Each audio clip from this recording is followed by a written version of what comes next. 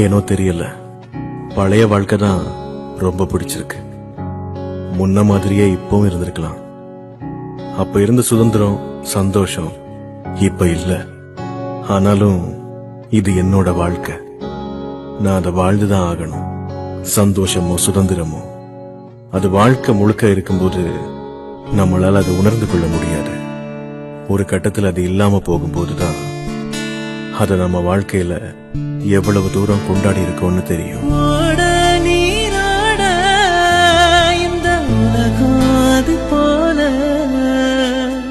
ஓடும், அது வாடும், இந்த காலம் அது போல நிலையா நில்லாது நினைவுகளும் நிறங்களே. தென்றல் வந்து தீண்டும் போது என்ன வண்ணமோ மனசுல